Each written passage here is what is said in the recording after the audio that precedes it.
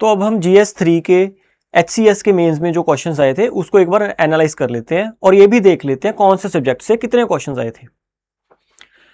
तो अगर हम नंबर ऑफ क्वेश्चंस की बात करें, इंडियन इकोनॉमी में से 8 क्वेश्चन से मैक्सिमम वेस्टेज इंडियन इकोनॉमी को थी। एग्रीकल्चर से टोटल 4 क्वेश्चंस आए थे। इन 2 सब्जेक्ट से ही 12 क्वेश्चंस आए थे। इन्वायरमेंट से सिर्फ एक ही क्वेश्चन आया था। इंटरनल सिक्योरिटी से 3 क्वेश्चंस आए थे। हरियाणा स्पेसिफिक 2 ही क्वेश्चन थे। डिजास्टर मैनेजमेंट पे 1 क्वेश्चन था एंड साइंस एंड टेक पे 1 ही क्वेश्चन था। अब हम मार्क्स के बेसिस पे देख लेते हैं डिस्ट्रीब्यूशन एक बार। इकोनॉमी से 40% क्वेश्चन आए थे, 40% मार्क्स का पेपर आया था। एग्रीकल्चर से 22 मार्क्स का पेपर आया था, मींस इन दोनों में से 62 मार्क्स का पेपर था। साइंस एंड टेक से 6 नंबर का एक ही क्वेश्चन आया था। सेम विद डिजास्टर मैनेजमेंट, एक ही क्वेश्चन था, 6 नंबर का था। हरियाणा से 2 क्वेश्चन आए थे और 10 नंबर के आए थे टोटल। इंटरनल सिक्योरिटी 12 नंबर की आई थी। इन्वायरमेंट 4 नंबर की आई थी। तो ये हमारे कुछ HCS के कोर्सेज हैं। अगर आप प्रिपेयर कर रहे हो फॉर HCS नेक्स्ट ईयर, आप इनको देख सकते हो। O2IAS अकेडमी के वेबसाइट पे आपको मिल जाएंगे। ये हमारा QR कोड है टेलीग्राम के चैनल का। आप इसको स्कैन करोगे, एक डिटेल्ड एनालिसिस की वीडियो PDF आपको मिल जाएगी। तो कुछ ऐसी PDF मिलेगी आपको टेलीग्राम चैनल पे। आपको हर क्वेश्चन का इन डिटेल एनालिसिस मिल जाएगा, क्या डिमांड थी और आप उसमें क्या लिख सकते थे। अगर आपने सिमिलर लाइंस पे आंसर लिखा है तो अच्छे नंबर आने के चांसेस हैं। तो इस QR कोड को आप स्कैन करके आप टेलीग्राम चैनल ज्वाइन कर सकते हो। पहले इंडियन इकोनॉमी से देख लेते हैं। टोटल 8 क्वेश्चन थे, एक्सपेक्टेड लाइंस पे ही थे और बहुत ही ज्यादा कॉम्प्लेक्स नेचर के क्वेश्चंस नहीं थे, ऑन सिंपल टर्म्स ही थे। क्या टॉपिक्स थे? जॉबलेस ग्रोथ पे क्वेश्चन आया था, MSMEs पे आया था, इलेक्ट्रॉनिक्स मैन्युफैक्चरिंग पे आया था, food processing industry, role of GST in fiscal federalism, scope of blue economy, impact of liberalisation and industrial growth and inclusive growth. ये ट्रेडिशनल टॉपिक्स ही हैं। जैसे एक वो ऑरेंज इकोनॉमी बहुत न्यूज में चल रहा था, तो एक्सपेक्टेड था इस पे क्वेश्चन आएगा, बट नहीं आया। ट्रेडिशनल टॉपिक्स होते हैं उन पे ही क्वेश्चन आया। एक बार क्वेश्चन देख लेते हैं सारे। मैं आपको उसकी डिमांड क्या थी और नेचर क्या थी क्वेश्चन की वो बता दूंगा। नॉट नेसेसरली हम यहां पे पॉइंट डिस्कस करेंगे, वो टाइम नहीं है। अब बस ये देखना कि आपने डिमांड ऑफ क्वेश्चन सेम समझी है। जनरली डिमांड एक्सप्लिसिटली क्लियर ही है सब क्वेश्चंस में। एक बार देख लेते हैं हम। पहला क्वेश्चन है, distinguish between economic growth and economic development. Why does the phenomena of jobless growth pose a particular challenge for India. तो 2 पार्ट्स का क्वेश्चन है। पहले हमें इकोनॉमिक ग्रोथ और इकोनॉमिक डेवलपमेंट में डिफरेंस बताना है और उसके बाद कैसे जो जॉबलेस ग्रोथ है वो हमारे इंडिया को एक चैलेंज फेस करवा रही है। इकोनॉमिक ग्रोथ क्वांटिटेटिव होती है, जिसको GDP ग्रोथ रेट बोलते हैं, कि पहले हम इतने गुड्स प्रोड्यूस करते थे, अब हम इतने करने लग गए। यह सिंपल इकोनॉमिक ग्रोथ है। But economic development is a wider term, ये क्वालिटेटिव है इन नेचर। इसमें हेल्थ इंडिकेटर्स भी आएंगे, स्टैंडर्ड ऑफ लिविंग भी आएगी। तो यह सभी बताना था आपको इस आंसर में। अगर हम फिनोमिना ऑफ जॉबलेस ग्रोथ देखें, इंडिया में इंप्लॉयमेंट इलास्टिसिटी बहुत कम है। इसी वजह से इंडिया में बोलते हैं कि जॉबलेस ग्रोथ हो रही है। ग्रोथ तो है बट जॉब्स उतनी नहीं आ रही, अनएम्प्लॉयमेंट रेट भी हाई है। इसके क्या चैलेंजेस है? फर्स्ट ऑफ ऑल आप इकोनॉमिक्स में ही बता दोगे कि जॉबलेस ग्रोथ में एक स्क्यूड नेचर की ग्रोथ हो रही है, कि सारी ग्रोथ सर्विसेज सेक्टर में ही है। अगर मैन्युफैक्चरिंग ग्रोथ नहीं होगी तो जो हमारी इकोनॉमी होगी स्क्यूड होगी और वल्नरेबल होगी टू द शॉक्स। ऐसे ही आप सोशल चैलेंजेस भी बता दोगे, because of unemployment like extremism increase हो सकता है। तो ये सब लिखना था इसमें। नेक्स्ट देख लेते हैं, the role of MSMEs in India's employment generation, analyse constraints they face. Simple question है, 2 पार्ट्स में क्वेश्चन है। हमें रोल बताना है, role of MSME in India's employment generation. तो MSME सेकंड लार्जेस्ट इंप्लॉयर है आफ्टर एग्रीकल्चर। तो आपको यही सब कुछ बताना था कि इसमें टेक्निकल जॉब्स भी होती हैं, नॉन टेक्निकल जॉब्स भी होती हैं, जो माइग्रेंट वर्कर्स है मैक्सिमम एमएसएमईज में जाके काम करते हैं। और जो सेकंड पार्ट है क्वेश्चन का, इसके कंस्ट्रेंट्स बताने थे। कंस्ट्रेंट्स क्या होंगे? वही कुछ जैसे मिसिंग मिडल था, यह कॉन्सेप्ट तो हमने सब में पढ़ा हुआ है कि या तो बिल्कुल ही माइक्रो लेवल पे एंटरप्राइजेज है या मीडियम लेवल पे है, स्मॉल है ही नहीं, और क्रेडिट कंस्ट्रेंट्स हैं। तो ऐसे ही आपको दो पार्ट्स में आंसर लिखना था, ऑन सिंपल टर्म्स भी है। Next, examine the challenges before India's electronics manufacturing sector and the policy measures needed to build domestic capability. तो ये क्वेश्चन ना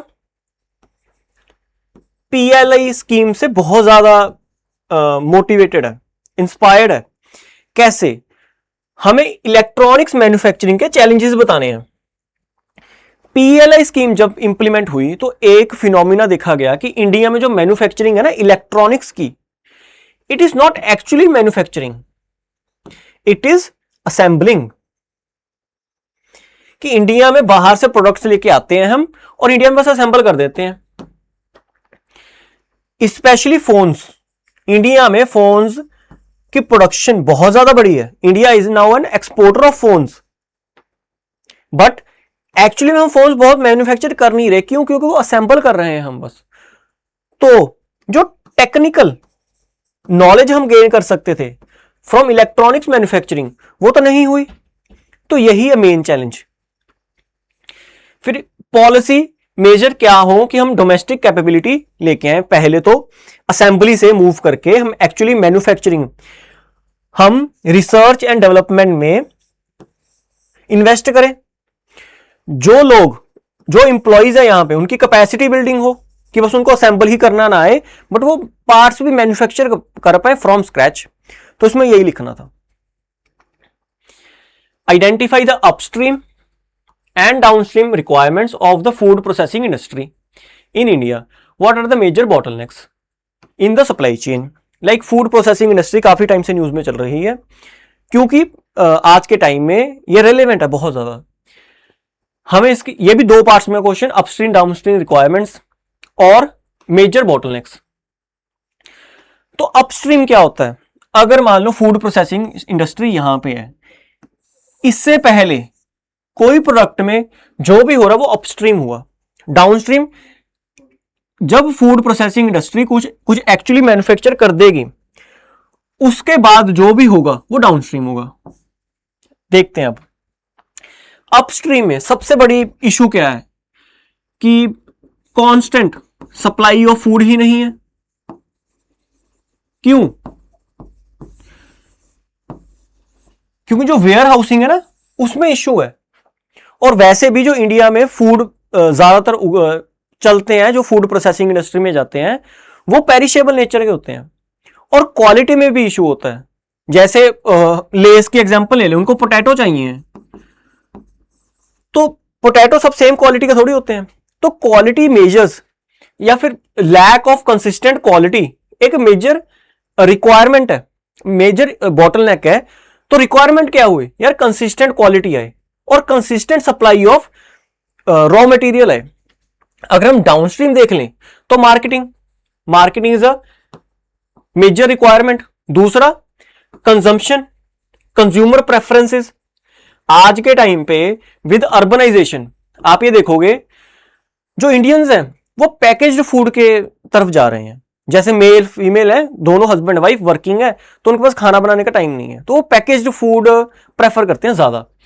तो इसीलिए कंज्यूमर प्रेफरेंसेस चेंज हो रही हैं। This is also major requirement, downstream requirement. Major bottlenecks क्या है सप्लाई चेन में? इसको भी अपस्ट्रीम और डाउनस्ट्रीम करके लिख दो। अपस्ट्रीम क्या है कि यार क्वालिटी कंसिस्टेंट नहीं है, डाउनस्ट्रीम क्या है? क्वालिटी नहीं है। अगर आप पैकेज्ड फूड देखोगे, लेबल पे कुछ लिखा है, एक्चुअली अंदर कुछ और है। तो ये सब लिखना था इसमें। अगर आपने इस लाइंस में लिखा है, डेटा प्रेजेंट किया है, ठीक लिखा है आपने आंसर। नेक्स्ट देखते हैं, examine the role of GST in reshaping fiscal federalism in India and discuss the unresolved challenges in its implication. तो जीएसटी का रोल बताना है इन रीशेपिंग फिस्कल फेडरलिज्म। तो ये आंसर शुरू करने से पहले ना हमें फिस्कल फेडरलिज्म पहले क्या थी उसका आइडिया होना चाहिए। पहले जो फिस्कल फेडरलिज्म थी बहुत ही टॉप डाउन थी, बहुत ही सेंट्रलाइज्ड थी, कि सेंटर देगा पैसे स्टेट को, स्टेट के पास ना ज्यादा मैनूवर की कैपेसिटी नहीं थी। जीएसटी से आने के क्या हुआ, जीएसटी काउंसिल आ गई, अब स्टेट्स एंड सेंटर दोनों इकट्ठे बैठ के डिसीजन लेते हैं, तो कोऑपरेटिव फेडरलिज्म तो बढ़ी ना। तो जीएसटी से आने से पहले के बाद कोऑपरेटिव फिस्कल फेडरलिज्म इंक्रीज हो गई। बट अभी भी अनरिजॉल्व्ड चैलेंजेस हैं, जैसे कि अभी भी कुछ हद तक सेंट्रलाइज्ड ही है। क्यों? क्योंकि जीएसटी काउंसिल में 1/3 वोटिंग पावर सेंटर के पास है अभी भी, विच इज मेजर, क्योंकि जो सेंटर में सरकार होगी मोस्ट ऑफ द केसेस वही स्टेट, मैक्सिमम स्टेट्स में सरकार होती है। तो कुछ स्टेट्स और सेंटर मिलके अपनी मनमर्जी कर सकती हैं, और जो एक्चुअली में दूसरी स्टेट्स हैं जिसमें कोई और पार्टी रूल कर रही है उसको इग्नोर किया जा सकता है। ऐसे बहुत सारे कंसर्न्स हैं। और एक और कंसर्न है यार कंपनसेशन का, वो था ना 14% जो 2022 में एंड हो गया, तो उसके कंसर्न्स अभी तक चल रहे हैं। तो यही कुछ लिखना था इसमें। नेक्स्ट देख लेते हैं, ब्लू इकोनॉमी पे क्वेश्चन है, discuss the scope of blue economy for India and the institutional framework required to harness it sustainably. देखो क्वेश्चन ब्लू इकोनॉमी पे है, सबको पता है, फिशिंग कर दो, प्रॉन्स बनाने लग जाओ, उगाने लग जाओ, ये सब कुछ। क्वेश्चन देखो, क्वेश्चन स्कोप पे है, दो पार्ट का क्वेश्चन है, पहला स्कोप पूछा है, दूसरा इंस्टीट्यूशनल फ्रेमवर्क क्या होना चाहिए जो हम इसको हार्नेस कर सके सस्टेनेबली। तो इन दोनों पार्ट्स को, इन दोनों वर्ड्स को इग्नोर नहीं करना। स्कोप का मतलब क्या होता है कि यार फ्यूचर में क्या कुछ हो सकता है, नॉट नेसेसरली कि यार ब्लू इकोनॉमी अभी के टाइम पे इतने सारे फिशेज हम लार्जेस्ट ये हैं, लार्जेस्ट वो नहीं पूछ रहे। फ्यूचर में क्या हो सकता है ब्लू इकोनॉमी में, हमारी फूड सिक्योरिटी आ सकती है, इंडिया एक्सपोर्टर बन सकता है, एग्रीकल्चर की जो इनकम है वो इंक्रीज हो सकती है। ये सब लिखना था, फ्यूचर ओरिएंटेड क्वेश्चन था ये, तो आपको आंसर फ्यूचर ओरिएंटेड ही लिखना था।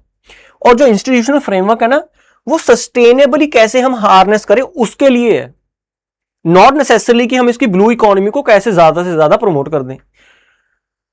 तो क्वेश्चंस के जो पॉइंट्स लिखोगे आप वो वही होते हैं, बट आपको based on the demand of the question उसको मोल्ड करके लिखना होता है। जैसे सस्टेनेबली हमने हार्नेस करना है, अगर आपने बोलना है let's say just saying zonal council, zonal council को हम यूज कर सकते हैं इसमें, कि जो इंडिया की कोस्टल स्टेट्स हैं उसकी एक जोनल काउंसिल बना दो, वो सब बैठ के कोऑपरेशन के साथ काम करें।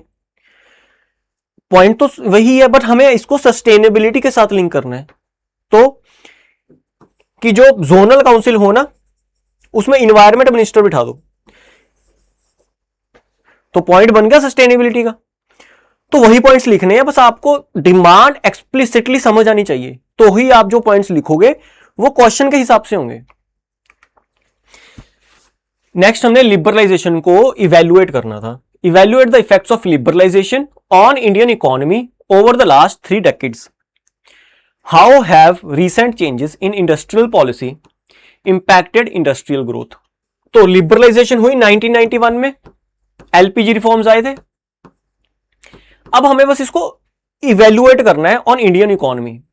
जब कोई भी क्वेश्चन आए ना ऑन इंडियन इकोनॉमी कि इसका इंपैक्ट इंडियन इकोनॉमी पे बताओ, ये बताओ, वो बताओ, तो एक आप मुझे बताओ जीडीपी हम कैसे कैलकुलेट करते हैं, C + I + G + X - M। तो किसी भी चीज का अगर आपको इंडियन इकोनॉमी पे इंपैक्ट बताना है, इन सब पे बता दो। लिबरलाइजेशन का कंजम्पशन पे क्या इंपैक्ट हुआ, इसके 2 पॉइंट बता दो। इन्वेस्टमेंट का, लिबरलाइजेशन का इन्वेस्टमेंट पे क्या इंपैक्ट हुआ, FDI, FII, वो सब, इसके 2 पॉइंट्स बता दो। गवर्नमेंट स्पेंडिंग पे क्या इंपैक्ट हुआ और गवर्नमेंट रेवेन्यू पे क्या इंपैक्ट हुआ, 2 पॉइंट बता दो। Same with export, same with imports, आपके पास 10 पॉइंट्स आ गए।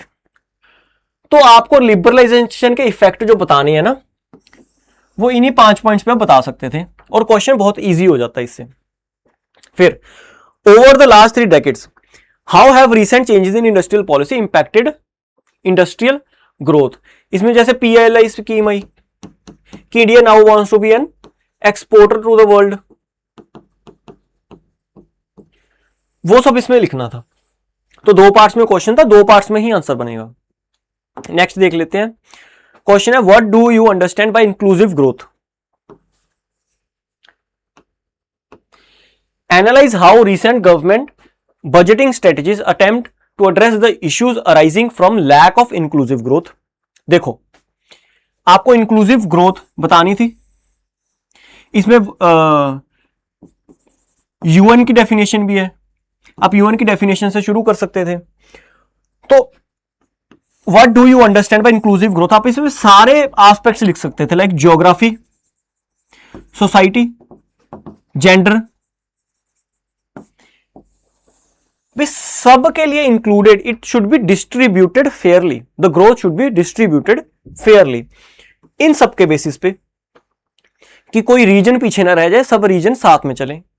अब हमें रीसेंट जो गवर्नमेंट ने बजटिंग के स्ट्रेटेजीज लिए हैं उसको एनालाइज करना था कि ये कैसे जो लैक ऑफ इंक्लूसिव ग्रोथ है उसको कैसे एड्रेस कर रहा है। तो एक आपको एग्जांपल दे देता हूं, और आपके जो PDF मिलेगी उसमें और एग्जांपल्स हैं। जैसे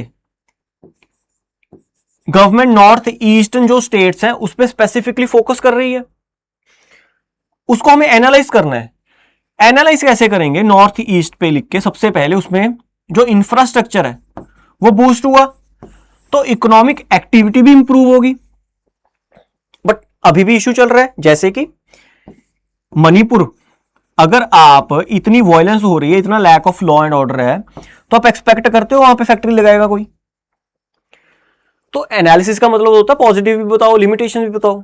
तो north east regionally inclusive growth अगर हमने इंश्योर करनी है तो नॉर्थ ईस्ट पे तो इफेक्ट स्पेशल फोकस रहेगा।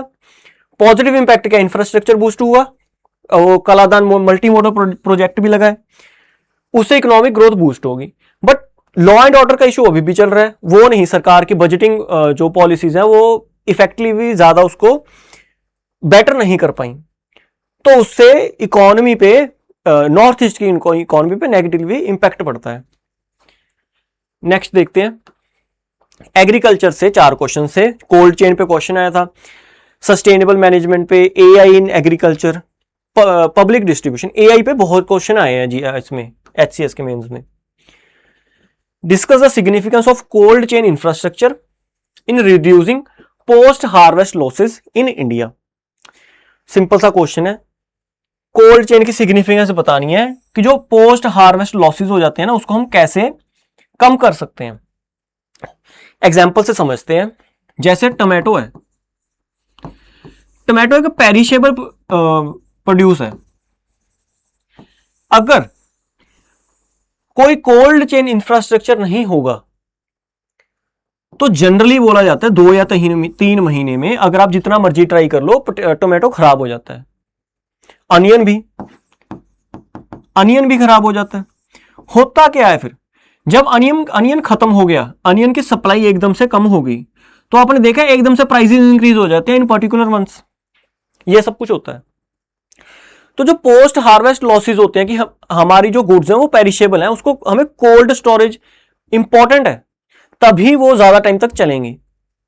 अगर हमने ये लॉसेस कम करने हैं और ये जो इकोनॉमी में अननेसेसरली शॉक्स आते हैं लाइक एग्रीकल्चरल इकोनॉमी में, उसको कम करना है तो कोल्ड चेन इंफ्रास्ट्रक्चर होना चाहिए। ये सब लिखना था इसमें। एक एग्जांपल दिया है आपको और मल्टी डायमेंशनल ये आंसर लिखना था। Examine the factors contributing to soil degradation in India and measures needed for sustainable land management. Factors बताने हैं कि सॉइल डिग्रेडेशन कैसे हो रही है, ये पहला पार्ट है क्वेश्चन का, and the measures needed for sustainable land management, ये दूसरा पार्ट है। कुछ एग्जांपल देख लेते हैं। एग्रीकल्चर में बता सकते हो आप, डिफॉरेस्टेशन लिख सकते थे, बहुत सारे एग्जांपल्स हैं लाइक जो हमारी इकोनॉमिक एक्टिविटीज हैं, लाइक हम माइनिंग लेके चल जाते हैं, mining also leads to soil degradation. तो ये सब पॉइंट्स लिख रहे हैं, ये फैक्टर्स हैं इसके। और मेजर्स क्या है? Measures needed for sustainable land management. क्या पहले तो एग्रीकल्चर पॉलिसी को बेटर करो, मोनोक्रॉपिंग को कम करो, ये सब इसमें पॉइंट्स लिखे। सिंपल सा क्वेश्चन है with little bit of data, आप अच्छा आंसर लिख सकते थे इसमें। How can AI transform agriculture extension services, examine the barriers to its adoption among small farmers. दो पार्ट्स हैं क्वेश्चन के। पहला पार्ट है एआई हम कैसे एग्रीकल्चर एक्सटेंशन सर्विसेज में कैसे इसको यूज करें और कैसे ये ट्रांसफॉर्म करेगा। एक दो एग्जांपल देख लेते हैं। फर्स्ट, एक्सटेंशन सर्विसेज में सबसे बड़ी सर्विस तो यही होती है कि आप कॉल कर सकते हैं, फार्मर कॉल कर सकते हैं कि यार मुझे ये प्रॉब्लम आ रही है, बता दो क्या करूं। तो अब क्या है, एआई असिस्टेंट काम कर देगा, और ये देखा गया एआई असिस्टेंट बेटर काम कर देता है रादर देन ह्यूमंस को आपस में कम्युनिकेट करने में ही इशू आ जाता है। तो ये ट्रांसफॉर्मेशन होगी। दूसरी, एआई लिंक्ड, जैसे ही जो आईएमडी है ये बताएगी ना कि यार बहुत तेज बारिश आने वाली है, नेक्स्ट 3-4 दिन बारिश ही बारिश है, एआई ऑटोमेटिकली उन रीजन्स के फार्मर्स को मैसेज भेज देगी उनके फोन पे। यही तो है एग्रीकल्चर एक्सटेंशन सर्विसेज कि भाई 2-3 दिन बारिश आ रही है, देख लो क्या करना है। साथ में मेजर्स भी बता देगी, यार ये कर लेना, बच जाओगे आप। दूसरा, examine barriers to its adoption among small farmers. तो स्पेसिफिकली स्मॉल फार्मर्स यहां पे लिखा हुआ है। स्मॉल फार्मर्स में होता क्या है, इनके पास टेक्नोलॉजी नहीं होती, इनके पास पैसे नहीं होते, इनके पास लैंड भी नहीं होती, इनके पास लिंक्स भी नहीं होते, मोस्ट प्रोबेबली इनको डिजिटल टेक्नोलॉजी का यूज भी नहीं करना आता। तो यही सब तो लिखना था कि अगर हमने फोन पे मैसेज भेजा, उस फार्मर को वो मैसेज पढ़ना ही नहीं आता, वो मैसेज इंग्लिश में लिखा हुआ है, वो उसके मातृभाषा में भी नहीं लिखा हुआ, तो ये मैसेज भेजने का फायदा क्या हुआ जब स्मॉल फार्मर को पता ही नहीं लगा। दूसरा, अगर एक किसी की छोटी सी जमीन है, उसमें मान लो लेट्स से कि आईएमडी ने मैसेज भेज दिया कि नेक्स्ट 3-4 दिन ना सूखा पड़ा रहेगा, आप अभी पानी दे दो, बट इसके पास तो इरिगेशन का कोई माध्यम ही नहीं है, उसके पास इरिगेशन की फैसिलिटी ही नहीं है, ये तो रेन फेड ही एग्रीकल्चर करता है। तो स्मॉल फार्मर इस इंफॉर्मेशन का करेगा क्या बाल्टियों से पानी डालेगा इसमें? तो स्मॉल फार्मर्स को बहुत सारे इश्यूज आते हैं, ये सब आप लिख सकते थे। नेक्स्ट देखते हैं, the PDS in India requires urgent revamping to ensure true food security and manage buffer stocks efficiently. Discuss their statement in light of recent technological interventions like ONORC। देखो, पीडीएस में ऑब्वियसली इश्यूज है, आप agriculture में बहुत पढ़ते हैं यार, PDS में ये इश्यू है वो इश्यू है। इसमें हमें अर्जेंट रीवैम्पिंग की जरूरत है to ensure true food security. True food security क्या है? आज के टाइम में जो फूड सिक्योरिटी की डेफिनेशन है ना, वो है कैलोरिक बेसिस। कैलोरिक बेसिस पे आपकी फूड सिक्योरिटी की डेफिनेशन है। आपको इनफ कैलोरीज मिल रही हैं, आपके पास फूड सिक्योरिटी है, but this is not true food security. आज के टाइम पे nutritional security is more important. आपने हिडन हंगर का नाम सुना होगा कि जो माइक्रो न्यूट्रिएंट्स की कमी हो जाती है हमारी बॉडी में, इसलिए हमारी बॉडी ढंग से फंक्शन नहीं कर सकती। तो न्यूट्रिशन सिक्योरिटी भी, जैसे हम राइस, जो हमारी फूड सिक्योरिटी है mainly rice and wheat basis पे है, इसमें फ्रूट्स एडेड नहीं है, इसमें प्रोटीन के सोर्सेज एडेड नहीं है। तो अगर हम ये सब कुछ जो इंसान की बॉडी को एफिशिएंटली वर्क करने के लिए नेसेसरी होता है, लाइक प्रोटीन एंड फ्रूट्स, अगर हम हमारी फूड सिक्योरिटी में यही नहीं देंगे तो क्या फायदा? तो ट्रू फूड सिक्योरिटी के लिए हमें पीडीएस में चेंजेस करने पड़ेंगे, जैसे कि अभी व्हीट राइस पे ही ज्यादा डिपेंड कर रहा है, मिलेट्स भी ऐड कर दो, पल्सेस पे फोकस बढ़ा दो, एग्स देना शुरू कर दो if possible in certain areas. तो यही कुछ लिखना था इसमें।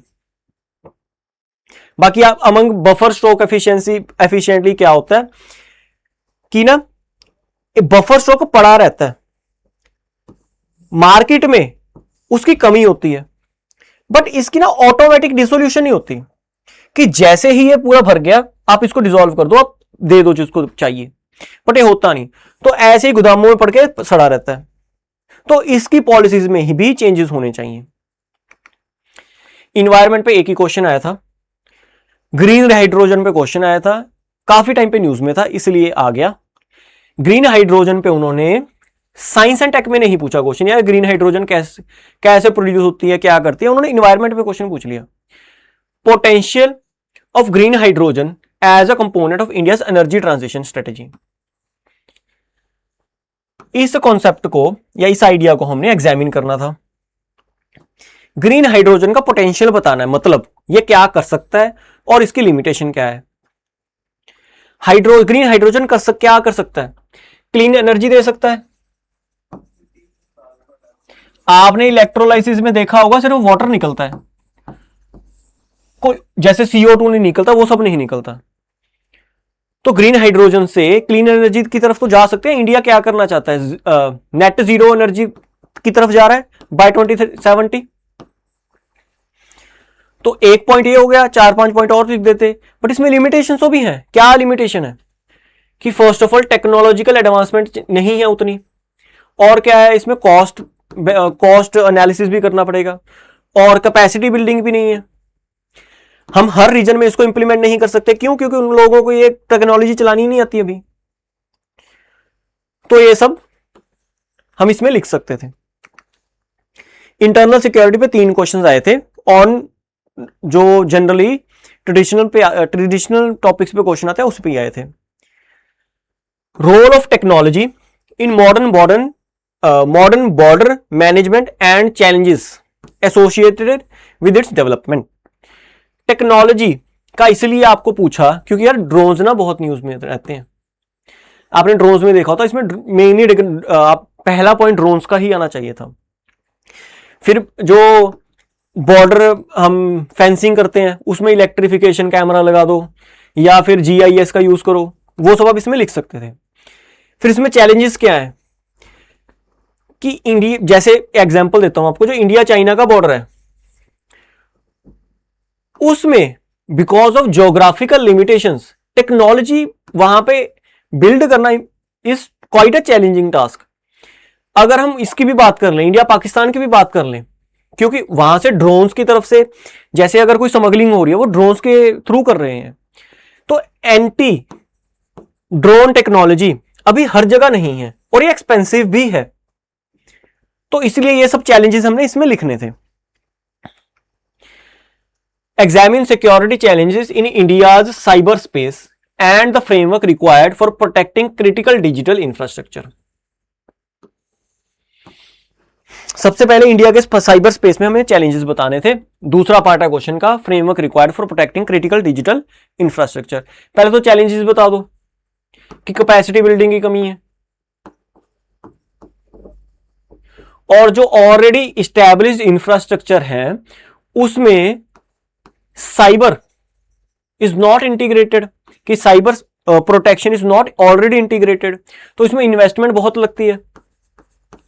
इंडिया में रिसेंटली जैसे एम्स पे अटैक हुआ था, जो मोस्ट क्रिटिकल हमारे साइबर स्पेस है उसमें प्रोटेक्शन जो लेयर्स होते हैं वो इंटीग्रेटेड नहीं है बहुत अच्छे से। जैसे कि एम्स, हमारी कुछ न्यूक्लियर साइट्स हैं उस पे भी अटैक हुआ है साइबर स्पेस पे। तो इसमें फ्रेम लिखना है क्रिटिकल डिजिटल इंफ्रास्ट्रक्चर, यही होता है। जैसे कि ये हेल्थ वाला हो गया या न्यूक्लियर एनर्जी वाला हो गया, इसमें ही आपने क्या मेजर्स ले सकते हैं हम वो बताना था। नेक्स्ट है explain development as an efficient means to address extremism. Development और एक्सट्रीमिज्म का डेफिनेटली लिंक है। Development, lack of development leads to extremism and extremism leads to lack of development. दो तरीके की पॉलिसी होती है इंडिया की टू कर्ब एक्सट्रीमिज्म। पहला है सिक्योरिटी, आप सिक्योरिटी इंक्रीज कर दो। सेकंड डेवलपमेंट, अगर आप डेवलपमेंट कर दोगे लोग हथियार थोड़ी उठाएंगे यार। अगर जिसको खाना मिल रहा है और वो अच्छे से रह रहा है, उसकी फैमिली प्रोटेक्टेड है, उसको हर रोज धमकियां नहीं आ रही, तो वो क्यों गन्स उठाएगा। यही सब आपको लिंकेजेस बतानी थी। आपको डेवलपमेंट की लिमिटेशंस भी बतानी है। मुझे ये बताओ, क्या अब कश्मीर में डेवलपमेंट नहीं हो रही थी? टूरिस्ट जा रहे थे, बट हुआ क्या? उन टूरिस्ट पे अटैक हो गया और फिर कोलाइड कर दी। डेवलपमेंट करने के लिए हमें लोकल्स का सपोर्ट चाहिए होगा। हम बाहर से डेवलपमेंट एक्सपोर्ट इंपोर्ट नहीं कर सकते वहां पे। तो जब तक कश्मीरी नहीं चाहेंगे कि हमें डेवलपमेंट करनी है, बाहर से सपोर्ट करके यहां पे हम डेवलपमेंट नहीं कर सकते। सेम विद नक्सलवादियों पे भी यही है। अगर हमें यहाँ पे जो विलेजेस हैं वही सपोर्ट नहीं करेंगे, हम बाहर से जाके यहाँ पे रोड थोड़ी बनाने लग जाएंगे जब तक यहाँ पे सपोर्ट ही नहीं हमें। तो ये सब कुछ लिखना था इसमें। हरियाणा पे 2 क्वेश्चंस आए थे, एक था ग्रीन रेवोल्यूशन पे और दूसरा था क्रॉपिंग पैटर्न्स पे। पहला, Haryana economy reflects both gains and structural vulnerabilities of green revolution led agricultural growth. Critically examine the case for economic diversification in the state. देखो इसमें 2 पार्ट्स है क्वेश्चन के। पहला कि जो ग्रीन रेवोल्यूशन हुई उसके गेन्स भी हैं और स्ट्रक्चरल वल्नरेबिलिटीज भी आ गई। दूसरा पार्ट है कि हमें इकोनॉमिक डाइवर्सिफिकेशन लेके आनी है हरियाणा में। गेन्स तो सबको पता है, एग्रीकल्चर की ग्रोथ बढ़ी, फूड सिक्योरिटी आ गई, फार्मर्स की इनकम बढ़ गई, वो सब लिखना था इसमें, मैकेनाइजेशन होगी। बट जब when it comes to structural vulnerabilities, maximum students लिख के आए हैं लाइक मोनोक्रॉपिंग। ये मोनोक्रॉपिंग गलत नहीं है, ऐसा नहीं है कि पॉइंट गलत है, बट क्या ये मेन पॉइंट है स्ट्रक्चरल वल्नरेबिलिटीज? मेरे 2-3 स्टूडेंट्स से बात हुई है, सबने यही पॉइंट लिखा है। सबसे पहला ये होना चाहिए था ओवर डिपेंडेंस ऑन एग्रीकल्चर। भाई स्ट्रक्चर, इकोनॉमी के स्ट्रक्चर की बात हो रही है, नॉट कि यार इन्वायरमेंट पे इंपैक्ट हो रहा है। इकोनॉमी पे अगर स्ट्रक्चर की बात हो रही है तो हमें यह तो बताना पड़ेगा कि ओवर डिपेंडेंस है एग्रीकल्चर पे, और ये क्रिटिकल फैक्टर है। अगर एग्रीकल्चर कोलैप्स कर गया तो मैक्सिमम लोग अनएम्प्लॉयड हो जाएंगे। और हमने क्लाइमेट चेंज में तो देखा ही है, climate change leads to decline of agricultural growth. और इकोनॉमिक डाइवर्सिफिकेशन को इंक्रीज करने के लिए हमें इसके पे पॉइंट्स बताने थे, वो यही सब लिखना था विद डिफरेंट टर्म्स। नेक्स्ट है critically examine cropping patterns in Haryana. How has over reliance on water intensive crops necessitated a shift towards new irrigation system and crop diversification। देखो क्रॉपिंग पैटर्न को पहले हमने क्रिटिकली एग्जामिन करना था कि maximum rice, wheat, ये जो मेजर क्रॉप्स हैं इसी पे ही ज्यादा फोकस है। तो over reliance on limited crops और जो बाकी क्रॉप्स हैं जैसे कि मिलेट्स हो गया, उस पर इतना ज्यादा फोकस अभी नहीं है, धीरे धीरे बढ़ रहा है। अभी ये over reliance on water intensive crops जैसे राइस, व्हीट, शुगर केन, ये सब इसने कैसे नेसेसिटेट किया न्यू इरिगेशन सिस्टम्स। क्यों? क्योंकि जो पानी है उसका लेवल ही कम हो रहा है, ऑलरेडी हरियाणा के पास पानी कम है, तो ड्रिप इरिगेशन आ गई, कम्युनिटी लेड इरिगेशन आ गई कि कम्युनिटी है वो आपस में ही एक तालाब मेंटेन करती है और उससे ही इरिगेट करती है अपने खेतों को।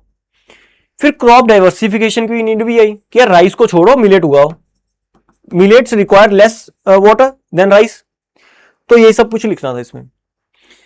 डिजास्टर मैनेजमेंट से एक ही क्वेश्चन था, रेजिलियंस बेस्ड अप्रोच थी पे क्वेश्चन था। Discuss the challenge of disaster preparedness in India and the shift towards resilience based approach to disaster management. देखो यार बहुत रिपीटेड क्वेश्चन है कि चैलेंजेस बता दो डिजास्टर प्रिपेयरनेस के, जो आप नया बता सकते हो ना। एक आपको पॉइंट बता देता हूं, ड्यू टू क्लाइमेट चेंज हमारे पास टाइम नहीं होता टू रिएक्ट। जैसे कि जब साइक्लोन्स आते हैं ड्यू टू क्लाइमेट चेंज, हमने ये देखा सडन इंटेंसिफिकेशन होती है और नई नई जगह पे भी साइक्लोन्स आने लग गए। जैसे कि अरेबियन सी में बहुत सारे साइक्लोन्स आने इंक्रीज, उनके साइक्लोन्स की फ्रीक्वेंसी इंक्रीज हो गई। तो अगर ये सब कुछ होगा तो हम कैसे प्रिपेयर रहेंगे कि हर टाइम पे हर जगह हम प्रिपेयर रहें कि साइक्लोन ना आ जाए? ये क्या प्रैक्टिकली पॉसिबल है? तो हमें आइडेंटिफाई करना पड़ता है कि यार कहां पे मैक्सिमम साइक्लोन्स आते हैं। पहले उड़ीसा में आते थे बट अब अरेबियन सी में भी आने लग गए। तो ये चैलेंज रहता है इंडिया में। फ्लड्स की बात ले लो, सडनली रेनफॉल आ जाती है और ये नहीं पता अब रेनफॉल कहां पे आएगी, कितनी इंटेंसिटी से आएगी। नए तरीके के डिजास्टर्स आ रहे हैं, जैसे glacier lake outward floods, glacier lake outward floods, ये सब यही सब लिखना था। ये चैलेंजेस है डिजास्टर प्रिपेयरनेस के लिए। Then shift towards resilience based approach. पहले क्या होता था, रिएक्टिव अप्रोच होती थी। डिजास्टर हो गया, लोगों को इंपैक्ट हुआ, अब देखते हैं आप क्या करें। अब क्या है, रेजिलियंस बेस्ड अप्रोच क्या होती है, build back better. By building back better आप क्या करते हो कि फ्यूचर में अगर कोई भी डिजास्टर आए उसका इंपैक्ट ना हो, वल्नरेबिलिटी डिक्रीज करने के लिए बिल्ड बैक बेटर करते हैं कि वो जो डिजास्टर आया उससे हम कुछ सीखेंगे। ये सब कुछ लिखना था इसमें। एक ही क्वेश्चन था साइंस एंड टेक पे, बायोटेक्नोलॉजी के पोटेंशियल बताए थे, पूछे थे इंडिया में। ये पहला पार्ट है, but they also raise complex IPR issues, ये बताना था, एक्सप्लेन करना था। सिंपल सही है। पोटेंशियल आप इकोनॉमी में बता दो, एग्रीकल्चर में बता दो, इंडस्ट्रीज में बता दो, हेल्थ में बता दो, हर जगह आप इस पे पोटेंशियल बता सकते थे। आईपीआर इश्यूज कैसे हैं कि जो इंडिया में जो बायोलॉजिकल वेल्थ है ना, उस पे आईपीआर जनरली इशू नहीं होते। तो जब बायोटेक्नोलॉजी से हम कुछ प्रोड्यूस करते हैं तो उस पे आईपीआर जनरली इशू नहीं होता। तो इसलिए होता क्या है, इंडिया में लोग इनिशिएटिव्स ही नहीं ले रहे। इनोवेशन की कमी है। क्यों? क्योंकि बेनिफिट नहीं होगा। अगर हमने कुछ प्रोड्यूस कर लिया, कुछ नई चीज प्रोड्यूस कर ली, उसका बेनिफिट ही नहीं होगा उस इंसान को जिसने बेनिफिट प्रोड्यूस किया है। तो ये कुछ लिख सकते थे आप इसमें। तो ये सब क्वेश्चंस आए थे। होपफुली आपको